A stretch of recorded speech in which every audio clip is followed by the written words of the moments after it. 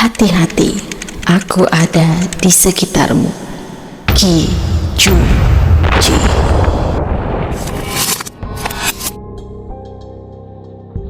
Balas dendam yang tidak pernah salah alamat. Di sebuah desa terpencil di pedalaman Kalimantan, masyarakat hidup dalam kesenyapan hutan yang tak pernah benar-benar sunyi. Angin malam selalu membawa bisikan aneh yang seolah keluar dari pepohonan, dan para tetua desa terbiasa berkata bahwa hutan itu memiliki mata. Di desa itulah, beberapa puluh tahun lalu, sebuah kisah mengerikan memecah ketenangan yang diwariskan turun-temurun. Kisah itu dimulai dari ditemukannya kerangka seorang wanita tergantung di atas pohon raksasa setinggi 13 meter, terbungkus kain putih lusuh. Tubuhnya mengering seperti diseret waktu. Kerangka itu tidak lain adalah milik Beiza, gadis paling cantik yang pernah hidup di desa itu, yang hilang secara misterius 17 tahun sebelumnya. Beiza adalah gadis blasteran Turki dan Kalimantan, kombinasi yang langka dan memikat. Ayahnya seorang pria Turki yang dulu datang untuk penelitian arkeologi. Jatuh cinta pada seorang perempuan Dayak yang tetap membumi meski dunia luar kian berubah. Dari pernikahan itu lahirlah seorang anak perempuan dengan kecantikan yang membuat banyak orang percaya bahwa ia dilindungi roh-roh hutan. Kulitnya cerah, hidungnya mancung, dan senyumnya lembut. Tetapi yang paling memikat dari Beiza adalah pembawaannya. Tenang, penuh kesopanan, dan selalu membantu siapapun yang mengalami kesulitan. Pada suatu hari, desa itu didatangi oleh seorang peneliti muda berusia 26 tahun bernama Fahmi. Tubuhnya tegap, parasnya tenang, tutur katanya sopan, dan ada karisma halus yang memancar dari cara ia menatap orang-orang di sekitarnya. Meski lebih muda 4 tahun dari Beiza, namun aura pria itu mampu menarik perhatian siapapun yang melihatnya, terutama Beiza. Sejak pertama kali melihat Fahmi turun dari mobil jeep tua milik kepala desa, Beiza merasakan sesuatu yang asing bergetar dalam dirinya. Seakan hidup yang selama ini datar dan hambar mendadak menemukan warna baru. Dan sejak saat itulah, lika-liku hidup Beiza berubah seketika. Beiza mulai diam-diam mengikuti Fahmi kemanapun ia pergi. Saat Fahmi mengunjungi tempat bersejarah desa, Beiza ikut dari jauh. Saat Fahmi melihat proses pembuatan anyaman oleh para pengrajin, Beiza berdiri di balik tiang kayu, berharap tatapan Fahmi terseret ke arahnya. Namun Fahmi terlalu fokus pada penelitiannya, mencatat setiap detail yang ia temui. Tak sekalipun memperhatikan perempuan yang mengikutinya. Hari berganti hari. Fahmi tetap tak pernah menaruh minat, dan Beiza semakin frustasi. Ia merasa waktu yang dimilikinya untuk merebut perhatian pria itu sangat sedikit, karena Fahmi kabarnya hanya tinggal beberapa minggu di desa tersebut. Di titik inilah obsesi mulai menggantikan logika. Ketika rasa putus asa bercampur amarah dan kecemburuan memuncak, Beiza mulai mencari cara yang lebih instan. Ia tidak ingin bersaing dengan waktu atau dengan takdir. Ia ingin memastikan Fahmi menoleh padanya, apapun caranya. Beiza lalu teringat cerita lama yang dulu hanya ia anggap mitos, tentang seorang dukun tua terkenal yang tinggal di rumah kayu di ujung desa, di dekat tepi hutan. Banyak warga diam-diam datang kepada perempuan itu untuk urusan hati, rezeki, bahkan balas dendam. Terpikat oleh harapan semu, Beiza membujuk ibunya. Dengan suara lembut namun menusuk, ia berkata, "Ibu, aku sudah tua. Bukankah ibu malu kalau tetangga terus memperbincangkan aku? Tolong bantu aku. Ajak aku ke dukun itu ya." Awalnya Sari menolak keras, namun semakin lama semakin hancur pertahanannya menghadapi rengekan dan ratapan anak sematawayangnya. Pada akhirnya, demi menenangkan hati anaknya, Sari pun luluh. Malam itu pukul 10 lewat sedikit. Mereka berjalan diam-diam menuju rumah kayu tua di tepi hutan. Hujan rintik-rintik dan kabut tipis menyelimuti jalanan. Rumah itu tampak remang, hanya lampu minyak kecil yang menggantung di teras. Mereka disambut oleh dukun tua bertubuh pendek dan kecil, dengan sorot mata tajam meski tubuhnya tampak rapuh. Di dalam rumah itu, tinggal juga cucu laki-lakinya yang buta, bermata putih susu. Sari langsung mengutarakan maksud kedatangan mereka. Sang dukun mendengarkan dengan wajah datar, lalu akhirnya mengangguk lambat. Bisa, tapi resikonya besar. Jika gagal, akibatnya tidak bisa ditarik kembali. Peringatan itu melayang begitu saja bagi Beiza. Ia sudah dibutakan oleh obsesi. Tanpa menunggu penjelasan syarat-syaratnya, ia langsung menyetujui. Sebelum mereka pulang, barulah sang dukun menguraikan permintaan ganjil.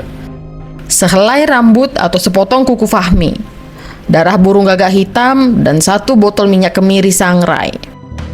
Sang ibu merinding mendengarnya, namun Beiza justru mengangguk mantap. Entah dengan cara apa, keesokan harinya Beiza berhasil mendapatkan ketiga syarat tersebut. Darah gagak hitam, minyak kemiri, dan sehelai rambut Fahmi yang ia curi saat pria itu meletakkan topinya di meja. Sang dukun pun melakukan ritualnya. Aroma aneh memenuhi ruangan. Mantra-mantra kuno bergema, dan minyak kemiri itu berubah warna menjadi pekat seperti malam. Minyak ini harus Fahmi minum sampai habis. Bagaimanapun caranya. Dan Beiza menyanggupi tanpa ragu. Keesokan harinya, Beiza membawa minuman sari jahe manis buatan ibunya, yang diam-diam telah ia campur dengan minyak kemiri tersebut. Saat mendatangi rumah kepala desa, Fahmi sedang berdiskusi tentang penelitian adat setempat. Dengan wajah penuh senyum, Beiza menyerahkan minuman itu dan berkata bahwa itu adalah tanda terima kasih dari ibunya. Tanpa curiga, Fahmi meminumnya hingga habis. Beiza tersenyum lebar dan pulang dengan hati berbunga-bunga. Ia merasa telah menang. Namun malamnya, langit mendadak murka. Hujan deras mengguyur desa sejak pagi. Kilat menyambar tanpa henti. Angin meretakkan daun-daun hutan. Pukul 8 malam, tubuh Beiza menjadi panas ekstrim. Rasanya seperti bara menyala di balik kulitnya. Ketika petir menyambar di kejauhan, ia menjerit seakan tubuhnya diiris cahaya. Mulutnya mulai mengeluarkan darah. Sang ibu panik bukan main. Di tengah hujan badai, ia meminta bantuan seorang pengrajin yang kebetulan terjebak di rumahnya untuk mengantar ke rumah sang dukun. Setibanya di sana, pintu rumah dukun sudah terbuka. Isi rumah berantakan, perabotan terbalik, dan kain-kain ritual berserakan. Dan di sudut ruangan, sang dukun ditemukan terkapar, mulut penuh darah, nafasnya tinggal satu-satu, dan cucu laki-lakinya berdiri sambil memaki. Ini salah kalian. Guna-guna itu terpental. Kalian membawa kehancuran ke rumah ini. Ternyata, jika ritual gagal, energi hitam yang dikirimkan melalui minyak kemiri akan kembali menghantam sang dukun, lalu merambat ke tubuh pemberi permintaan, membakar organ dalamnya perlahan-lahan. Dan kini, itulah yang terjadi pada Beiza. Malam itu, Sari pergi ke rumah kepala desa untuk meminta pertolongan. Kepala desa terkejut, lalu menjelaskan sesuatu yang membuat sang ibu lemas. Tadi siang, setelah minum air dari Beiza, Fahmi muntah-muntah lalu pingsan. Kami membawanya ke kota besar. Dia langsung pulang ke tempat asalnya untuk berobat. Penelitiannya pun sudah selesai. Kemudian kepala desa menambahkan kalimat yang menusuk. Anak itu putra seorang ahli agama. Sebelum datang ke sini, ia sudah menanyakan padaku tentang persiapan spiritual apa yang harus ia bawa. Aku bilang desa ini penuh hal gaib, dan dia sudah menyiapkan perlindungan sebelum menginjakkan kaki di sini. Sang ibu langsung menangis histeris. Kepala desa dan beberapa warga kemudian beramai-ramai mengikuti ibu pulang ke rumahnya. Namun ketika sampai, rumah itu gelap, sunyi, pintu sedikit terbuka, dan Beiza sudah tidak ada. Dicari ke dapur, tidak ada. Ke kamar, kosong. Ke belakang rumah, nihil. Bahkan jejak kaki pun tidak ditemukan. Hujan badai sudah mereda. Malam menjadi hening dan terlalu hening. Beiza menghilang tanpa satupun saksi. Sang ibu menunggu berbulan-bulan, berharap putrinya pulang. Namun yang datang hanya kabar buruk dari tubuhnya sendiri. Penyakit yang tumbuh dari kesedihan mendalam. 8 bulan kemudian, sang ibu meninggal dengan mata yang seolah masih menunggu anaknya kembali. Waktu pun berlalu. Desa berubah. Namun legenda tentang hilangnya Beiza tetap menempel di bibir semua orang. Sehingga pada suatu hari 17 tahun kemudian, seorang pencari madu hutan berusia 48 tahun menemukan sesuatu yang membuatnya hampir pingsan. Di ketinggian pohon setinggi 13 meter, tergantung sebuah kerangka manusia terbungkus kain putih yang telah lusuh, koyak oleh waktu.